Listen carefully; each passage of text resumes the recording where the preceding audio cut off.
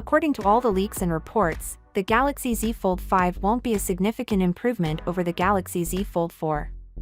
Literally, the only thing we're anticipating is that it will feature the latest Snapdragon 8 Gen 2 processor inside and an updated hinge that eliminates the gap when the device is folded and maybe lessens the size of the crease.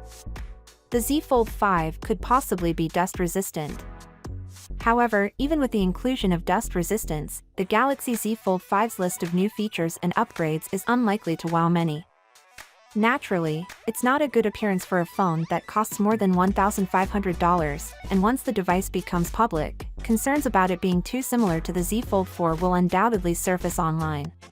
Fair enough, Samsung shouldn't precisely give significant upgrades on its flagship smartphones every year, particularly if such upgrades may come with a larger price tag. However, on the Fold side, there has to be something to get thrilled about every time a new flagship is released, and it seems like the Galaxy Z Fold 5 will mostly fall short in that aspect. However, there is at least one reason why it may not be such a terrible thing: not enough people these days replace their phones every year. Samsung and other Android makers have been extending the software support time for their handsets since consumers are keeping their smartphones for far longer than they ever did. In addition, since the COVID epidemic began in 2020, global economic circumstances have been worse.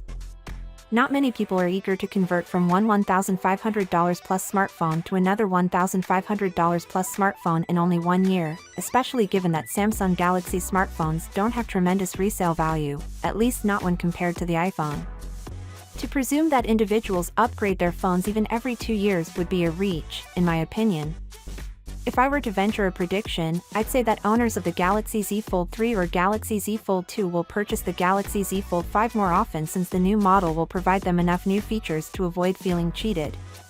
The Galaxy Z Fold 4 is about a year old but is still very wonderful, so anybody who has it should preferably wait for the Galaxy Z Fold 6 or Z Fold 7 instead of moving to the Z Fold 5, particularly if they want to make a financially responsible buying choice. Finally, what are your thoughts about it?